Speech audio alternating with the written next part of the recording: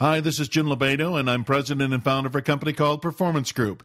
You're listening to the podcast version of a program that originally aired on the BizTalk radio show. I started BizTalk so you'd have access to today's leading experts about growing your company and yourself. BizTalk is produced by Performance Group. At Performance Group, we work at the front end of a company's revenue stream. We find the salespeople who generate the revenue, and we provide onboarding programs that get them doing that sooner. Our passion is aligning talent with opportunity. That's why we're known as a Salesforce development company. Enjoy the program. On our program today, we have Lou Adler, noted recruiting industry expert, international speaker, and CEO and founder of the Adler Group, a training and search firm helping companies implement performance-based hiring. Lou is the author of the Amazon Top 10 bestseller, Hire with Your Head, a guide to finding the perfect candidate for any position using Lou's performance-based hiring system. We are fortunate Lou is willing to share his insights from his most recent book, The Essential Guide for Hiring and Getting Hired, a must-read for anyone involved at any stage of the hiring process. Lou, welcome to the program. Hey, thank you very much, Jim. Delighted to be here.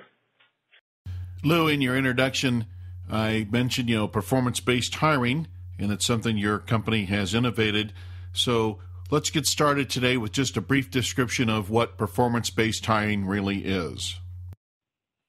Well, I think at the core level, it's the idea that candidates, managers, recruiters emphasize the wrong things when they start meeting people and evaluating people. Most of them emphasize, and it starts out with the individual job description.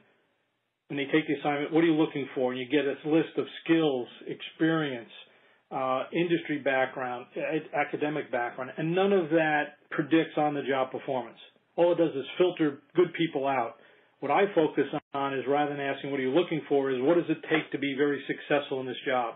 It's about performance. They do things. They build teams. They grow sales. They design circuits. They make quota more quickly. So I want to understand what it takes for this person to be a top performer in the job. And my contention is if I can find someone who can do that work in a similar environment, they will have all the skills and experiences necessary. So the focus is on performance to define the work, performance to assess the person, and performance to onboard the person. So the idea is that let's use performance as the fundamental driver for selecting people, assessing people, and promoting people. And that's the definition of why I call it performance-based hiring. Performance drives every step of the way. Lou, what you're saying is so commonsensical, and at the same time, it appears to be counterintuitive to what goes on today. Everybody talks about they want the end result, especially when you're looking at a sales position, and at the same time, they don't do that in the interview. They talk about everything but that. They talk about the person's background, the experience, the skills, and how they handle certain situations. So I'm just kind of curious, where do you believe the disconnect is between what we say we want and what we actually execute on in the interview? Yeah, I think, and that's a real good point. I actually do a lot of training around a concept. I say when you think about the hiring process, there's four big buckets. The having bucket, which is the list of skills, responsibilities, and experiences, which is on a candidate's resume. That's how we typically write job descriptions. The next bucket is what I call the getting bucket. This is what a candidate gets on day one. They get a title, they get a job, they get a location, they get a compensation package. The next bucket is the doing bucket. It's what they actually do and who they do it with. It's this list of performance objectives of what drives success. And then there's what I call the becoming bucket, which is the future, which is if they do it well and are with a great company, what can happen to them. Well, most hiring processes are built from a having to getting to doing to becoming. And unfortunately, so many people, good people, are filtered out on the having and getting. Candidates filter themselves out. Jim, what's the job pay? Not interested. This whole host of things. Even our legal system, even our applicant tracking system, every process is built from this underlying having, getting bucket. I contend if you're really in a scarcity situation, if the demand for talent is high, that approach won't work. You got to emphasize what people do and become, and then some of the having, and I'll actually say the having and the getting is negotiable. If a person can do the work, they have exactly the skills needed. That's what skills don't determine that they're performers. Performance determines the skills you need. That's why somebody who's a high performer tends to have less skills and less experience. That's what makes them. That's the definition of a high performer. So if you emphasize the skills and experience, that's not going to predict performance.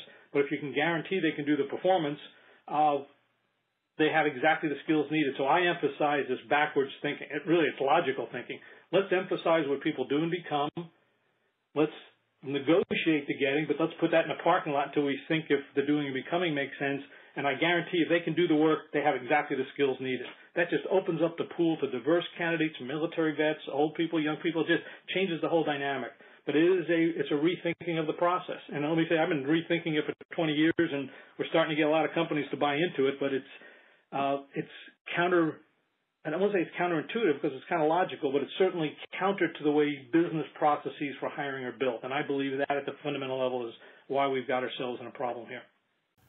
Lou, if we're not hiring against the job description, the other default that hiring managers tend to go into is hiring based on direct industry experience. So where does industry experience factor into your performance-based hiring system as relates to choosing that ideal candidate? Well, let's say this. I don't discount experience, but it's not just years of experience. It's what you've done with that experience or done with those skills.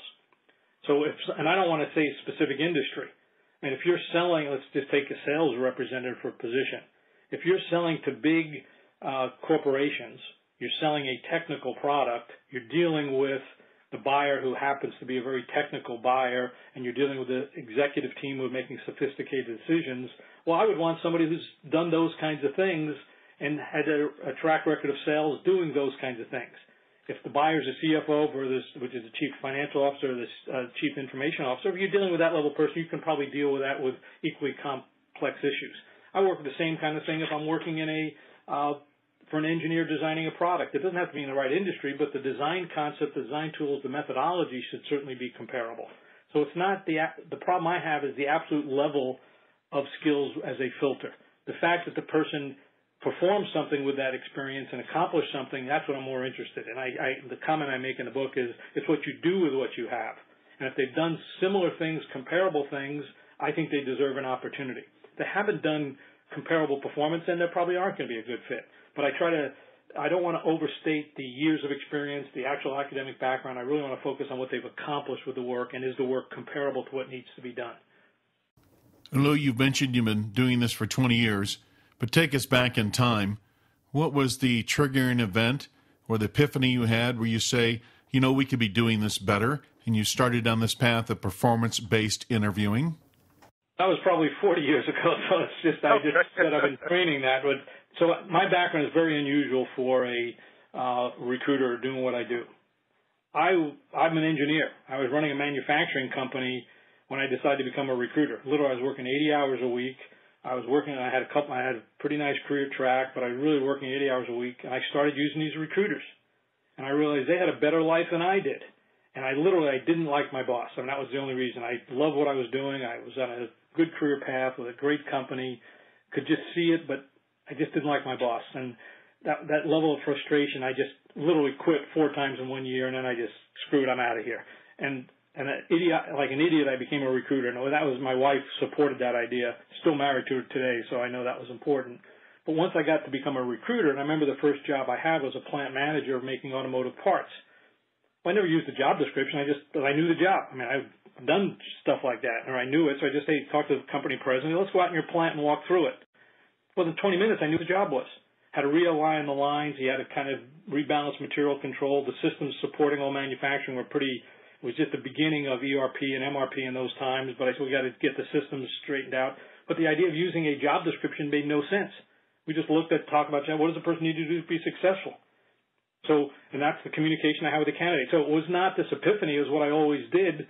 But then as I started dealing with more HR and bigger companies, I said, why are you doing it backwards? I don't need the job description. Tell me what. So it was me always doing it that way, thinking about it that way. And I think then the internet really kind of changed things because they had, we have to write job descriptions. Well, you didn't really have to write job descriptions that way until the internet came out. And then the internet published all these things. So I think that's where things even got worse, was in the early 90s when the internet and job boards came out and they used it. And now everyone's so inculcated with these job descriptions that you almost can't break the habit. And to me, that was a fundamental mistake when the internet came out. And now you have to fight the internet systems and applicant tracking systems came along to manage these job postings, and then the government came in and said how you define a candidate for government reporting. So I think it just kind of built upon this problem, and I think it actually created some other problems about turnover and easier to find jobs and all that kind of thing. But so I'd say the anti-epiphany probably came out as it just made it more difficult when job boards came out and when the applicant tracking systems started being used to mix and match candidates. Thanks for listening in on the conversation. In addition to Lou Adler sharing his expertise on recruiting, you can find other experts that have shared their wisdom with us here on BizTalk. Those are available as podcasts on our website and cover business topics in the areas of recruiting, leadership, marketing, performance management, sales and sales management, and, of course, personal development. You can download these podcasts from our website, biztalkradioshow.com. That's B-I-Z, talkradioshow.com. Lou, you mentioned that performance matrix, in other words, the results you're expecting to be produced out of this job, is one of the components to your performance-based hiring system. It sounds like it's foundational. And at the same time, what are the other components that make up your performance-based hiring model? Well, there's a couple things. The one, and so it's really four parts. Number one, and this is what we did after a couple of years, we could really see, we benchmarked why did good people take jobs, the criteria they used to accept them, if the interviewing was accurate, predicted their on-the-job performance, and we just started studying why the best people took jobs and realized there was four components. Component one, as we just talked about, you got to define the work. Nobody great is going to take a job unless it's a great career move. It also turns out that Google's Project Oxygen and Gallup's Q12 reinforce that. It's not, to my mind, it was common sense, but when you start doing really academic research and validated that clarifying expectations is the driver of success, it was very clear you had to do that in the hiring process. However, the second part is you had to find these people. And the thing I learned back in the early 80s is that the best people didn't look for work the way average people look for work. And that's the same true in the 90s, the same true in 2000, and the same true today. Now, how they find jobs is fundamentally different, but the issue is the best people still do it differently. And a lot of it has to do with networking and referrals. Now, in the olden days, you just had a phone. It was a lot slower. Today, you can do it a lot more quickly with internet and LinkedIn and all these other kinds of tools. But nonetheless, good people don't look for work the way the average people look for. That was the second part. Let's build sourcing programs around how good people look for work, which is very creative messaging, compelling, getting them there, and engaging them in a conversation, a consultative approach, not a transactional approach.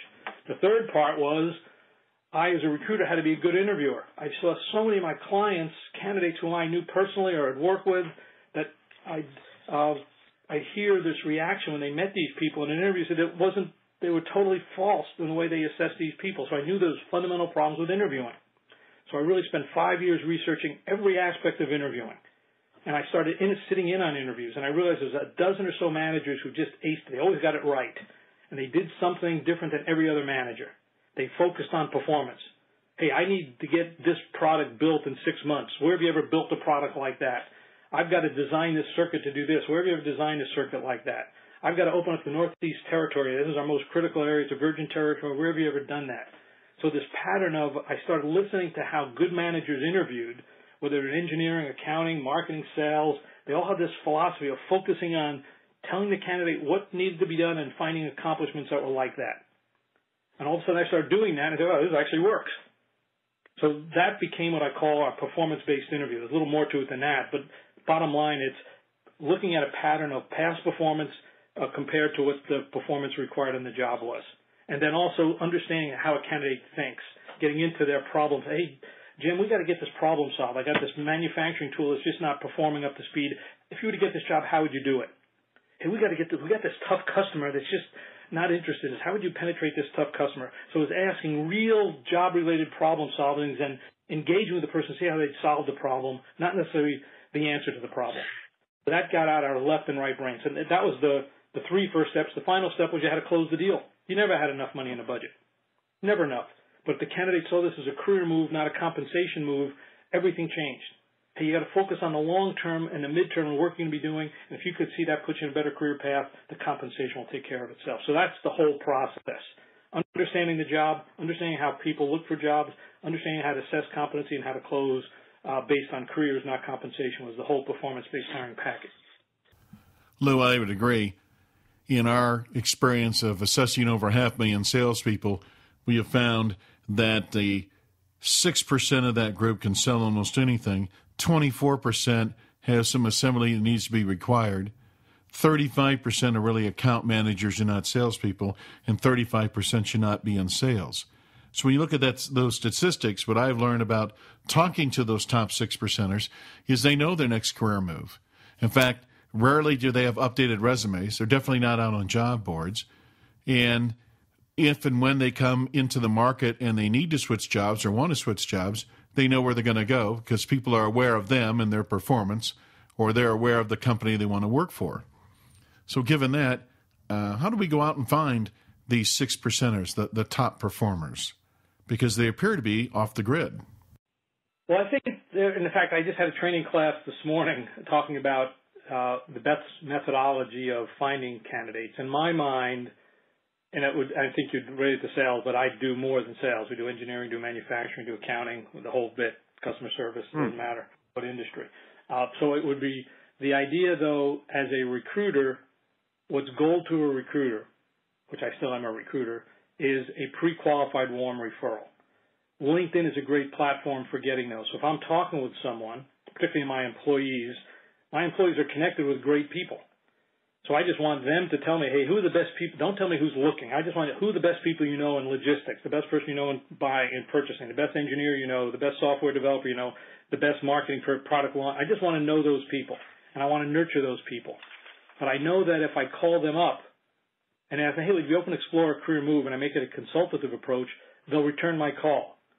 I already know they're pre-qualified because somebody's told me they're a good person. So I don't call people who don't call me back. I don't call people who aren't good to call me back. So I know that a great warm, just like a sales rep, a great warm lead is money in the bank. So I'll spend more time trying to get these great warm leads networking.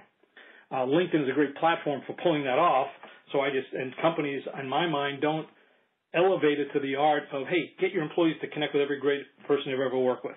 If they did that way, and I look at LinkedIn as a network of people, it's just, to me, that's what I call hidden gold. On the other hand, I can also write very compelling ads. You look at my advertising, and I write a few, they're compelling. I remember one I did a couple years ago for a controller for a small entertainment company in L.A. What said Oscar-winning controller? I mean, one was a attention-getting mechanism, but my emphasis was on, when you look at the posting, it didn't even have skills listed. I might have said, but I start off with what the employee value proposition was. What's in it for the candidate? Why you'd want to be interested? Then I highlighted 3 or 4 key issues objectives the person was going to have. That became, hey, we need someone to pull this, to do this, A, B, C, and D. And if you pull that off, all the people you'll be working with will be thanking you the day they receive their Oscars and Emmys. And I said, for a CPA, this is the stuff of dreams, getting out of the numbers and making a difference. Well, my mindset is, what would a top person who's working in a company who's a CPA, and I needed that, but I didn't say must have CPA, must have this, must have that. I made it a story that related to that person sitting who's not looking, and I got a lot of referrals off that. But all my advertising is putting my mind in how would a top person think and act, and how do I have to write a story for that person. That's our customer. You can write a story for an average person, and you might find you'll find an average person. You write a story for a great person, you'll find a great person. So it's understanding how, and even that Oscar-winning controller, I had people in companies send that to all the people they knew, and they were getting excited. All the employees were excited. Oh, I'll send this out. This is great. As opposed to must have 4 years experience, must be a CPA, must have entertainment, must have this, must have all that stuff. So you got to understand it's marketing too, and it's got to appeal to your customer. The customer is a top performer who doesn't have to leave or has got multiple opportunities. Well, how are you going to get your job noticed and get them excited? Lou, what's the biggest misperception you see about hiring people today? I would say it's the idea. Okay, the big one is strategic. I think, and it goes back to what I call the having or the having, getting, doing bucket. If you lay that out horizontally, I believe that most people have the perception that there's a surplus of good talent out there. If there's a surplus of good talent, then all you have to do is weed out the weak ones, and a few good ones will remain. If you have a scarcity of talent, which in my mind is really the issue, if you have a scarcity of talent, that surplus model is totally flawed. And I think these people have the surplus model. It's our ATS systems built around that. Our information systems are built around that. Job descriptions are built around that. HR thinks that way. But if you're a scarcity approach, you got to go backwards. So the misconception is there's not a surplus of good talent. There's a scarcity. And when there's a scarcity of talent, you can't use a surplus process or surplus model to pull it together. And to me, that's the big disconnect here. And when people see that, they say, oh, my God, of course. But it's not an easy sell to make. It's just the conventional wisdom. Our systems, our processes are built around this surplus mentality of mixing and maxing people's skills and experiences on a job description. You're listening to BizTalk, and our guest is Lou Adler. Thanks for joining in on the conversation. We're talking to Lou about his new book, The Essential Guide for Hiring and Getting Hired. So, Lou, you talked about the scarcity of top talent, and I'm just kind of curious, is that a recent phenomenon, or has it been going on for some time? Well, I think, now I'm going into history. My sense is in the Depression, which is the one in 1929 to 1939, there was a surplus of talent. So a lot of our labor laws, a lot of our myths or processes were built around that. Hey, we got a lot of great people. I think in the internet world, it was exaggerated by job boards to say, hey, here's how we should post job descriptions. Companies go in and say, hey, and legally you do have to post a job description. I actually had the #1 lawyer in the country from Littner Mendelsohn validate what I just described, and he validates. He said it's more predictive and it's perfectly objective criteria. Building a product in 6 months is objective as having 3 years experience. So it's what I'm saying here is, and I know some of your listeners are going to say, oh, we can't do this, it's not in compliance. It is in compliance. I talked to the #1 litigator in the country from the #1 law firm in the country. But that's a battle. You have to go through that. People just say, oh, I can't do it. And it's easy. Then the ATS says, we'll take your job descriptions, we'll post them on a job board. That became a huge win. Oh, I don't have to write these. I don't have to be creative. I can just put this generic boilerplate up. So I think the idea is that we have these misguided assumptions here that prevent us from doing things. Lou, you're with the hiring manager today. The one piece of advice that you're giving them is what? Oh, I think this is where it is. If I ask a manager, so they said, well, I'm looking for someone who's got 5 years of this, 4 years of this, 6 years of that, and a degree from here and a degree from that. And then I say this to that person. I said, what you've just described is not a job. What you've just described is a person description. You've defined a person. Skills are not a job, it's a person. Experience is not a job, it's a person. Academics is not a job, it's a person. Let's put the person description in the parking lot, and let's really define the job. What does a great person need to do to be successful? You've got 6 engineers. What does the top 1 or 2 do differently than the other 6? Because I'm going to contend that if you go along with a job description, you'll just hire people just like you've already hired. And your company, if you just use job descriptions, your company is just going to hire people exactly like you've already hired. But if you want to raise the level of people you hire, define what people need to do to be successful. And define what the top quartile does differently than the average person. Let's find those people. And I guarantee if they can do the work they have, all the skills needed, but they'll be absolutely different than in a different mix than what you have in a job description. So what I tell the hiring managers is, if you want to hire better people, throw away job descriptions and define the work you need to be done. I call them performance-based job descriptions or performance profiles. You do that, the world will change starting tomorrow. Good advice, Lou. I would agree with you. Having that description of why does the role exist and what results is that role supposed to produce is critical in identifying that, and then you can go find the person that can execute on those results you want. Okay, so let's pretend you're with the CEO of a company now. So the one piece of advice you're giving a CEO is what? Yeah, I've been with CEOs many times. Right. And a lot of them sign our training to implement performance-based hiring or performance-based selection in their company. And I remember with a chairman with a big company in the Midwest, he and I had a bunch of our trainers there and they were training, and he was going to meet every single manager from around the world who was there from all their divisions, and they were being trained. And I remember to the chairman, I said, here's what you're going to say some final thing this afternoon. What I would do is after they've been through this training is ask them, do they like performance-based hiring? Do they think it's going to work? And if they say no, then don't follow the next part, but they'll likely say yes, and they did. I said, say this, from this moment forward, to open up a job requisition, a list of skills and experience is not sufficient. You need to start with what the person needs to do to be considered successful. If you just make that change as part of your opening up your rec, focusing on what people need to do, create a performance-based job description, a little looser and lighter on the skills, you will have fundamentally changed the way your hiring is done at your company. Everything else is going to, as you said earlier, Jim, it's foundational. When companies do that, all of a sudden managers are, and that's number one. Number two, you reward managers and you put a part of their performance review that your management team is going to be assessed. Number one performance objective for a management team is hiring good people. Make that obvious, not it's understood. No. It has to be part of it. You say, tell these guys, if you do those two things, the world will change. And it will change. Our guest is Lou Adler. We're talking about his book, The Essential Guide for Hiring and Getting Hired. So, Lou, one half of the book, we're talking about the hiring managers and companies and how to do it. But the other half is candidates. So the one piece of advice you would give a person who's looking for a job would be what? Yeah, and actually the book that I wrote, The Essential Guide for Hiring and Getting Hired, was a hard book to write. Because I talk with hiring managers and recruiters and HR leaders all the time. But what I wanted to do in the book is also give advice to candidates in every single chapter. And the big advice I can give to candidates is that more than likely they're not going to be judged properly on who they are and what they do, particularly because they're going to be mixed and matched on their skills. So the first thing I say to do is, hey, if you're not a perfect match for a job description that's posted online, do not apply. It will not work. You get hundreds and hundreds of job descriptions, and all systems are matched based on what you have on your skills you got listed there. And if you don't have them there, you're not going to get you're not going to put on the top of the list. So most candidates don't know what it looks like, but you get a list of 100 names. They're ranked, ordered. The top of the list are the ones who have the closest match. Recruiters spend 5 or 10 or 15 seconds looking at each profile, literally. Should I see this person, I've watched them, and I do the same thing. So they make this instant judgment if they should even talk to the person.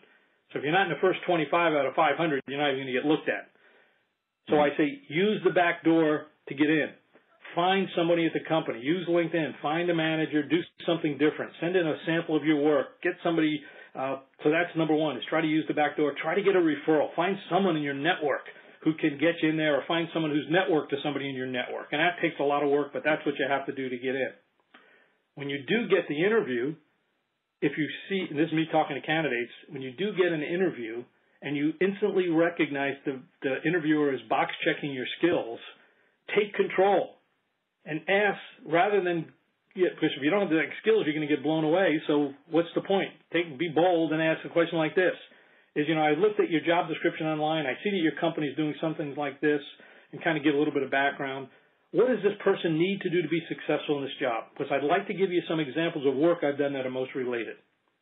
It's basically asking the hiring manager what the recruiter should say. What does it take to be successful in this job? Then you have to give a story of something you've accomplished that's most comparable. It's a little bit harder for candidates to get off this having emphasis. So to get the interview, you have to go through the back door somehow. Either get a referral or connect with someone differently. But once you get the interview, you also have to make sure you're not your skills aren't box checked. Your performance is evaluated. So the way to do that again is, what does a person need to do to be successful in this job? I'd like to give you a few examples of work that I've done that's most related. That's how I would suggest, and that's the advice I give to candidates. Lou, what advice do you give people if they're contacted by a recruiter? Well, I think if they're contacted by a recruiter, don't be too hungry. The harder you are to get hired, the more valuable you are. So play a little bit hard to get. Some people say what I call this day is a little like dating, but I'm not going to go there. I'm just going to say it's about recruiting. But by asking, I would say a candidate is judged, rightly or wrongly, by their first impression, which is wrong. It has no value. In fact, it's counterproductive. They're judged by their skills, the list of skills and experiences, which is wrong again, because a lot of people can do it. But they're also judged by the quality of their questions. So if the first contact, if you're not a perfect match on skills, or even if you are, ask good questions. Questions might be, what are some things this person's going to be focusing on? How much visibility is there in the job? Why is the job open? Don't ask self-serving questions. Understand what this job is and the impact it can make, with the idea is those are questions that a good discriminating candidate would ask. If you ask what are the benefits, what's the location, all this stuff, what I call this day one stuff, you're filtering on negotiable items. You want to get this interview. And if you ask good fundamental questions, all of a sudden, and if you know the interview's coming up, start doing some research about the company. The idea is if you get in the interview with a recruiter, you might not be qualified for that job, but that recruiter's working 15 other assignments. And there's 6 other recruiters in the company who right next to that person who's got working on 15 other assignments. So if you get an opportunity to get introduced to the company and they like you, you'll all of a sudden be screened for other opportunities. But if you start filtering on the location, the company, and all this stuff, you're making the same mistake that companies are making. Don't focus on having and getting. Focus on what you're going to be doing. And I think the quality of your questions you ask are as critical. And I've had so many hiring managers debrief with me and say, oh, I really like that person. They have great questions. And they were business questions. They were strategy questions. They were insight questions. What kind of technology are you using to design that new circuit board? All of a sudden, if you know those things, and all of a sudden the recruiter probably doesn't know it. But if you know it as a candidate, all of a sudden the recruiter says, wow, this guy's pretty sharp, pretty savvy. So I think understanding the quality of your questions and making them business-oriented and focused on the real job needs. But the idea is I got to get in there and interview. But don't be too hungry to do it. Be a little bit discriminating. You do that, you're in the game. Our guest is Lou Adler. We're talking about his book, The Essential Guide for Hiring and Getting Hired. If you're looking for more resources on how to hire top-performing people, go to our website, BizTalkRadioShow.com.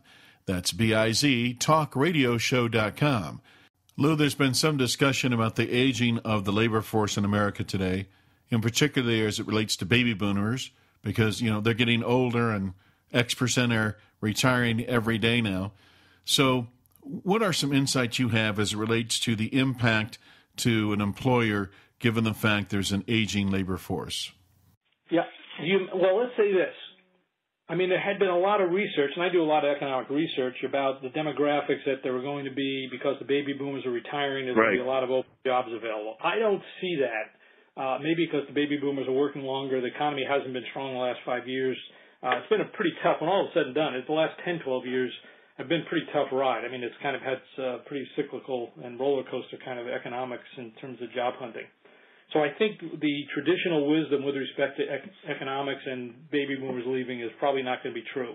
Let me kind of flip the question around a little bit to say, though, that I think two big themes, either at the economic level, is I think there are a lot of companies because companies have not offered many jobs, there haven't been a lot of growth at the manager level who eventually would become mid-managers, who will eventually become directors, who tend to become vice presidents and presidents. So I think there is, at some level, the traditional approach of being, hey, I use a seasoned manager who can become a director to become a manager or a vice president. There could be some missing issues there. And this is because people turn over a lot. So when you turn over a lot, there's 25% of the workforce is just taking all these entry-level jobs. So a lot of people aren't growing their leadership and their management skills, and I think that's a concern. From a baby boomer, if I just looked at the baby boomers themselves, and there's a question I get constantly, which is a totally different kind of question, is how do you know if you're overqualified? And I think, and this is where people disagree with me on this, but they're wrong. People said, I'm qualified to do that job. I've done that job. The person's a director, and they want to do a senior engineering job or a senior staff job. Well, if they're not motivated to do that job, they're overqualified. They might not be competent to do it, but my mind, success doing is being competent and motivated to do it. And if someone can't prove to me they're motivated to do it and have done it recently, in my mind, they're overqualified. Now, on the flip side, if you're a baby boomer looking for a job and you're a little bit you're more seasoned, more mature worker, but you can demonstrate that you enjoy that work and you're motivated, I think you deserve that job. If you can meet the performance objectives of the job and are motivated to do it, I don't care if you're black or white, green or yellow, I don't care what religion you are, I don't care how old you are, how physically challenged you are. If you can do that work and prove that you're competent and motivated to do it, you should get it. Lou, you make a point that some of the technology that's available today and the mentality about an abundance of talent being out there, that a lot of the processes and systems are set up to go in that direction. There's a lot of momentum built around doing it that way. If you're leading a company, how do you get the attention of people to stop and say, no, maybe what Lou has to say here has some validity and we should be looking at this differently? Well, in fact, I'm just looking at my email coming through as you do it. I have a couple of proposals out right now. We have what's called a proof of concept. So rather than go in with a company and say, do it this way, I said, let's do it this way for half a dozen assignments. Let's do it, and we got a bunch of recruiters. We're working with LinkedIn on this project. A bunch of recruiters will use performance-based hiring, do it in the way I just suggested. And a bunch of recruiters will do it the traditional way, and we'll just compare their performance in terms of quality people seen, hiring manager engagement, productivity. So our idea is let's just take a small, because again, I go back to 40 years. I was an engineer. I really was an engineer. I actually worked on nuclear missiles. My background is still, and I think that way. It's a business process, it's an engineering process. The way you do is you test stuff, and we'll see which way it works. And we've done that all the years, but all of a sudden we're starting to get a lot of momentum, and bigger companies are really saying, hey, maybe we are right. Because there's this frustration is that they try these piecemeal approaches. Try better interviewing. Well, they've had behavioral interviewing for years, and companies aren't hiring better people. They're making fewer mistakes. They're not hiring better people. Our whole thing is it's a whole system. You can't just use silos to do it. You can't just use behavioral interviewing. You can't just have this new sourcing tool. You can't have this new matching tool. Think about it at a higher level. The objective is hiring better people. These things are silos, and I think in HR people don't think system-wise. It's the only function that doesn't think in a logical, systematic fashion. So, but I think this proof of concept is how we've gotten a lot of companies to start reconsidering, hey, maybe there is a way, and we've started to prove it out. And in every case, we've won. So, I mean, it's not, as long as the company decides to change their methodologies. Now, they clearly see that the methodology is appropriate, but there's a lot of history you got to break through to pull it off. So it tends to be we tend to have great success in certain critical areas where companies really is, oh yes, we need to do it here and this does work. So it's the proof of concept, though, is the ideal way of implementing, at least testing it. Lou, is there one question today I should have asked you that I haven't? Oh, there's probably 17, but I think the one that I would say is most important, if I just had to summarize in my own mind, is, are you in a surplus mentality? Is there really a surplus of candidates for the positions you're trying to fill? If there is, then a having, getting, doing, becoming methodology will work. I think it's demeaning, but it will work. If you're in a scarcity situation, or if you want to hire great talent, it will foundationally it is invalid. You will just work way too hard and get the wrong results. Focus on the candidate as much as the job. What's in it for a great person? How do they think? Let's build our messaging and our marketing around how great people make decisions, not how our ATS system or IT system forces us to make decisions. So that would be the way I would look at it. Lou, thanks for being on the program. Hey, Jim, it was a pleasure. Anytime. Look forward to talking again sometime in the future. This or other BizTalk podcasts may be downloaded by visiting our website, biztalkradioshow.com, or you can subscribe to BizTalk through iTunes. Follow us on Twitter at BizTalk1040 and like us on Facebook. If you want to learn the strategies finding and getting performance out of A-player salespeople, contact Performance Group by calling 800-950-9509 or visit us on the web at pmgllc.net. This has been your host, Jim Lobaito.